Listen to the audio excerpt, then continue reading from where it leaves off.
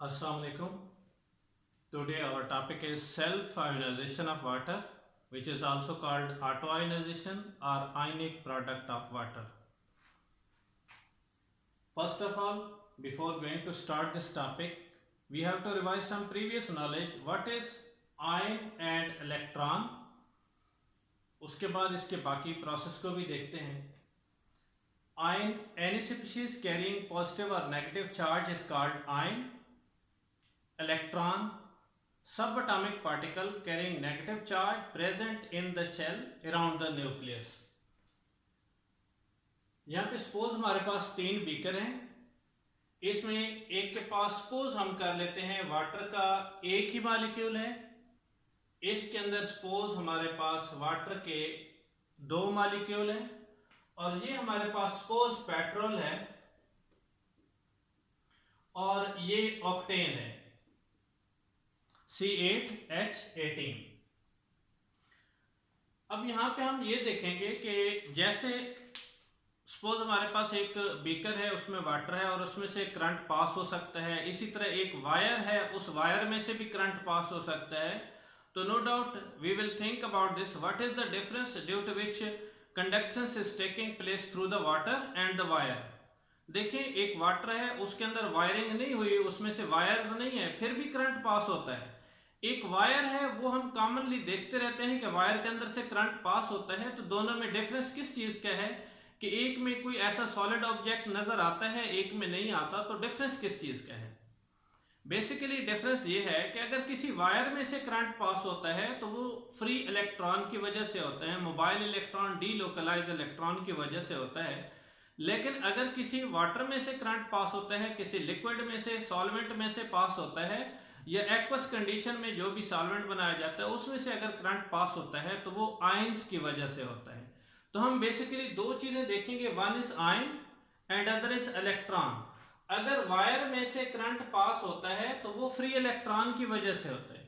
अगर किसी लिक्विड में सपोज वाटर के अंदर से पास होता है तो वो आयंस की वजह से पास होता है.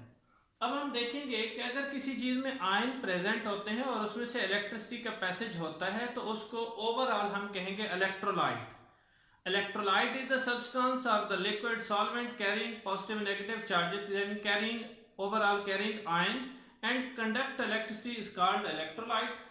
और जो भी कोई सॉलिड ऑब्जेक्ट होता है जैसे कोई वायर वगैरह है तो उसमें मोबाइल के फ्री इलेक्ट्रॉन होते हैं, उसकी वजह से करंट पास होता है. ओवरऑल दोनों के लिए वर्ड हम यूज कंडक्टर भी कर सकते हैं, but conductor is mostly referred to the solid object, but electrolyte is ionic condition.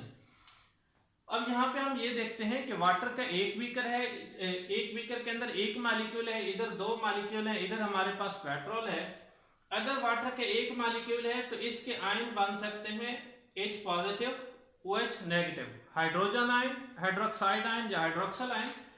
अगर वाटर के 2 मॉलिक्यूल है तो फिर हमारे पास ये बन सकता है H3O positive plus OH negative. इसी तरह अगर हमारे पास ये पेट्रोल है जिसके अंदर 2 एलिमेंट है, कार्बन और हाइड्रोजन, तो इसके अंदर आयन जो है वो बन नहीं सकते और आयन ना बनने की वजह से इसमें से करंट भी पास नहीं होता. अब देखें वाटर का भी बीकर है, इसी तरह एक पेट्रोल का भी है, दोनों ट्रांसपेरेंट नजर आ रहे हैं. एक में से करंट पास हो रहा है, एक में से नहीं हो रहा. पहले तो हम कंपेयर कर रहे थे वायर को और वाटर को.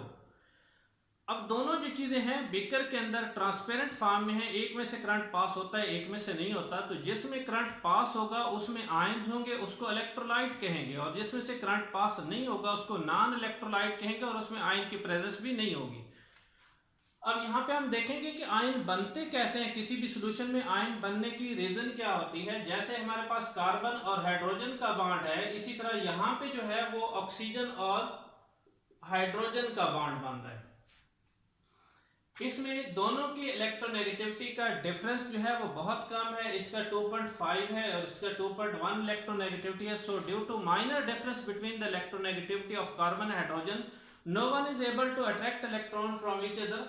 सो इस पे या कार्बन पे किसी किस्म का चार्ज नहीं आएगा क्योंकि दोनों एक दूसरे से इलेक्ट्रॉन अट्रैक्ट नहीं कर सकते due to minor difference between electronegativity.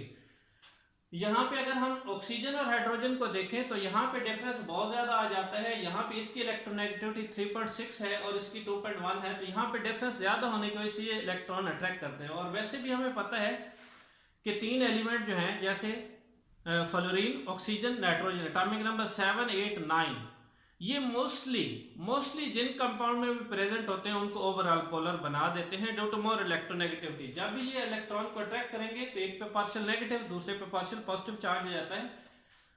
तो हम ये ओवरऑल कह सकते हैं कि आयंस बनने की बेसिक रीजन इलेक्ट्रोनेगेटिविटी है। अगर उनमें इलेक्ट्रोनेगेटिविटी का डिफरेंस बहुत ज्यादा है, दो डिसिमिलर टाइप के एटम अटैच हैं, then no doubt they will get attract electron from each other and gain partial negative, partial positive charge.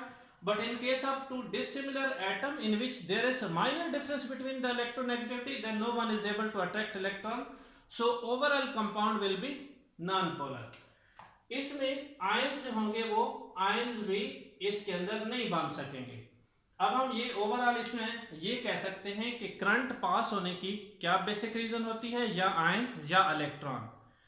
Solid object में इलेक्ट्रॉन्स हैं और लिक्विड ऑब्जेक्ट या एक्वस या सॉल्वेंट फॉर्म में जिनके अंदर आयंस प्रेजेंट होंगे उनमें से करंट पास होगा, और जिसके अंदर आयन बने और उसमें से करंट पास हो उस ऑब्जेक्ट को, उस सब्जेक्ट को इलेक्ट्रोलाइट कहेंगे। अब यहाँ पे हम एक चीज और भी देखेंगे कि कुछ के अंदर वाटर जैसे है, वाटर के अंदर हाइड्रोजन बॉन्डिंग भी बनती है, डेटिव बॉन्ड भी बनता है, जैसे हमने लास्ट टॉपिक के अंदर भी डिस्कस किया था।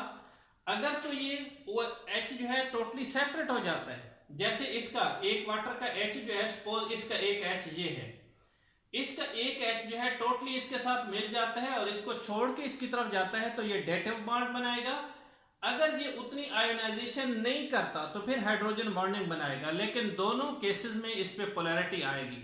दोनों केसेस में या तो फुल पॉजिटिव नेगेटिव चार्ज आ जाएंगे, या पार्शियल में पॉजिटिव नेगेटिव चार्ज आएंगे, या हाइड्रोजन बॉन्ड बनेगा, या डेटिव या कोऑर्डिनेट कोवलेंट बॉन्ड बनेगा। दोनों केसेस में इन पे चार्जेस होंगे और उन चार्जेस की वजह से इसमें से करंट पास हो सकेगा। But in case of petrol, due to non polar nature, they are non electrolyte, non conductor. अब यहाँ पे हम एक और चीज देखेंगे कि जिसमें से करंट पास होता है due to presence of their ions, उस प्रोसेस को इलेक्ट्रोलिसिस कहेंगे।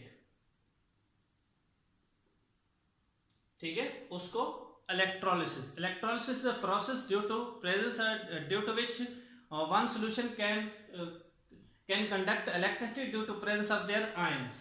नेक्स्ट आता है मोलैरिटी। अगर हम मोलैरिटी बढ़ाते जाएंगे तो नो डाउट जिसके सपोज 1 मोल के अंदर 10 आयन बनते हैं, मोलैरिटी बढ़ाने से उसके आयंस भी बढ़ते जाएंगे। लेकिन इस तरह यहाँ पे जब भी हम किसी चीज की जैसे सेल्फ आयोनाइजेशन ऑफ वाटर है, तो ये 1 मोलर के अंदर चेक किया गया, 1 मोल के अंदर चेक किया गया है कि कितने एक आयन बनते हैं। टेम्परेचर को इंक्रीज करते हैं तो आयंस जो है वो ज्यादा बनेंगे, टेम्परेचर कम करने से आयंस कम हो जाएंगे। तो ये बेसिकली हम ये कहेंगे बाय इंक्रीजिंग टेम्परेचर, उसमें आयंस जो होंगे वो भी इंक्रीज कर जाएंगे, आयन भी बढ़ जाएंगे। अब यहाँ पे एक और फैक्टर भी हम देखेंगे कि अगर सपोज हमारे पास वाटर है, उसी वाटर के हम आयन बढ़ाना चाहते हैं without increasing temperature, what will be the main factor. अगर हम उसके अंदर सपोज टेस्ट ट्यूब है या बीकर है, उसके अंदर हम देखते हैं कि वाटर हमारे पास है, उसी वाटर के अंदर साल्ट ऐड कर देते हैं, तो सोडियम क्लोराइड जो है उसके भी आयन बन जाते हैं। वाटर के खुद अपने आयन भी होंगे, सोडियम क्लोराइड के भी आयन होंगे, तो आयन जितने बढ़ेंगे कंडक्टेंस बढ़ेगी। अगर उसी वाटर के अंदर हम सल्फ्यूरिक एसिड HCl ऐड कर देते हैं तब भी आयन बढ़ेंगे, कंडक्टेंस बढ़ेगी। जैसे हम सिंपली देखते हैं कि आम जो बैटरी होती है उसके अंदर 30% सल्फ्यूरिक एसिड होता है, 70% उसमें वाटर होता है, तो उसकी आयनिक कंडीशन बढ़ाने के लिए।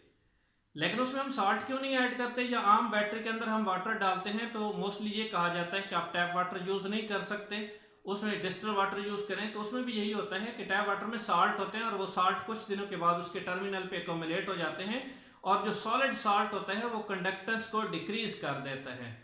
उसके सोडियम क्लोराइड के आयन जो होते हैं इतने टाइटली कंपैक्ट होते हैं और अरेंज्ड होते हैं कि वहां से वो आयन मूव नहीं कर सकते और करंट पास भी नहीं कर सकते।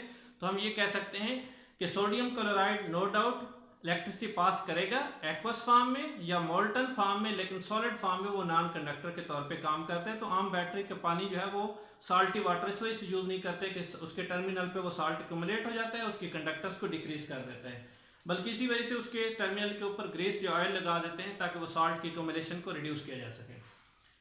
तो यहाँ पे हम ये कह सकते हैं कि सोडियम क्लोराइड या सल्फ्यूरिक एसिड या कोई भी एसिड जो है उसके जरिए इसकी कंडक्टेंस को बढ़ाया जा सकता है। यहाँ पे हमारा मेन जो टॉपिक था वो था सेल्फ आयोनाइजेशन ऑफ वाटर, कि अगर सिंपली वाटर है तो वो वाटर के साथ कैसे आयन बना सकता है। ठीक है, वाटर का एक बीकर है सपोज, उसके अंदर खुद ही आयन बनते रहते हैं और उसके अंदर से जब भी करंट पास करते हैं तो करंट पास होता है, इट मीन्स कि उसके अंदर आयन ऑलरेडी बन रहे होते हैं और वो आयन बनने की रेशियो जो होती है वो बहुत कम होती है और वो होती है जो टेम्परेचर बल्कि डिपेंडेंट होती है। यहाँ पे अगर 25 डिग्री सेंटीग्रेड और उसको 1 मोलर कंडीशन में देखें तो उसकी वैल्यू होती है 1 × 10⁻⁻7 पर मोल एट 25 डिग्री सेंटीग्रेड। इसी वजह से वाटर को पुअर कंडक्टर कहते हैं, वीक इलेक्ट्रोलाइट कहते हैं कि उसमें आयन जो बनते हैं वो बहुत कम बनते हैं। अब मैथमेटिकली उसकी डेरिवेशन देखते हैं। ये पहले तो हमने देखा है कि ये खुद आयन बने कैसे हैं। अब हम इसको थोड़ा सा देखेंगे कि ये आयन मैथमेटिकली इसको डिराइव करेंगे सेल्फ आयोनाइजेशन ऑफ वाटर को, कि एंड पे हमारे पास इसका आयनिक प्रोडक्ट बनता कैसे है, कितना बनता है।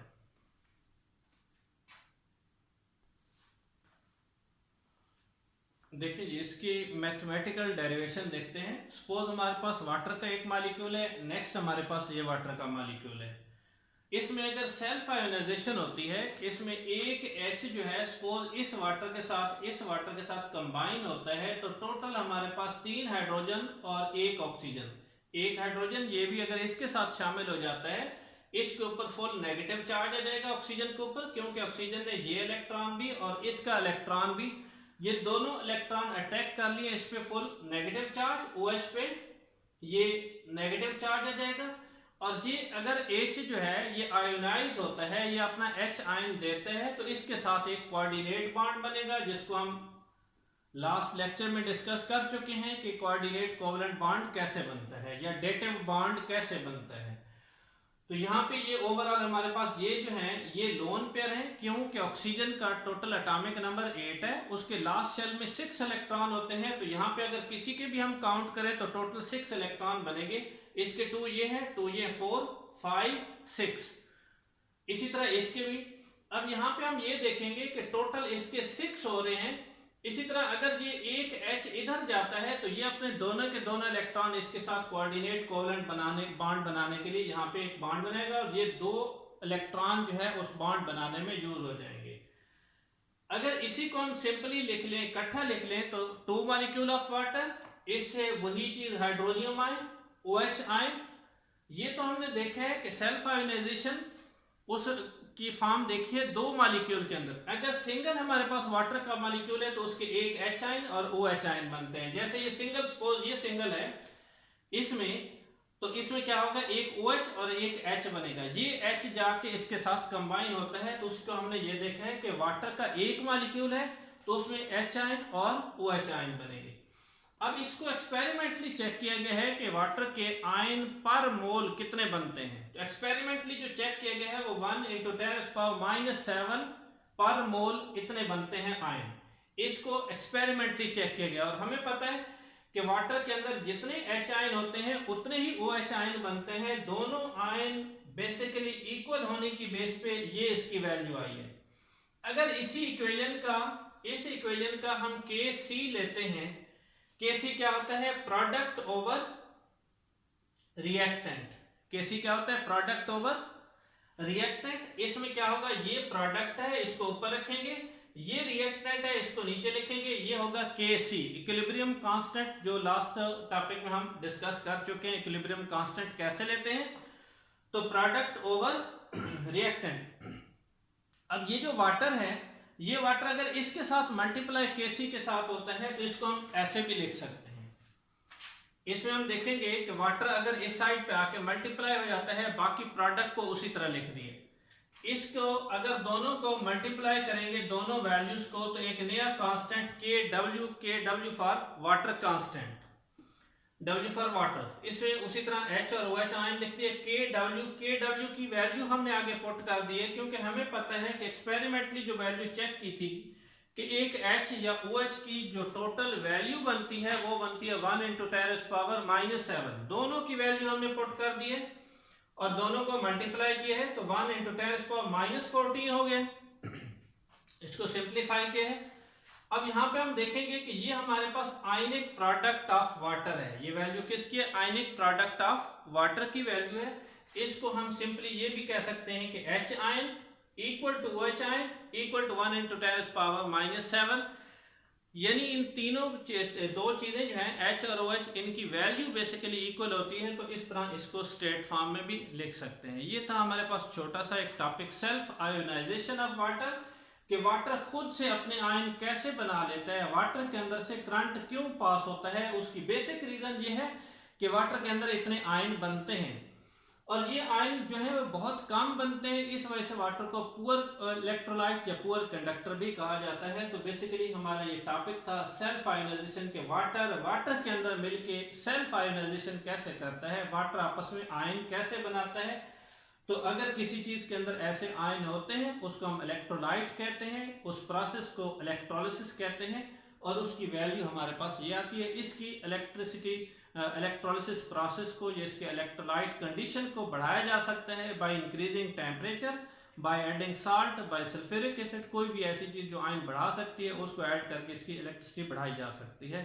तो इस तरह ये हमारे पास टोटल टॉपिक था जिसका नाम ऑटो आयोनाइजेशन या आयनिक प्रोडक्ट ऑफ वाटर या सेल्फ आयोनाइजेशन ऑफ वाटर था। ठीक है, थैंक यू।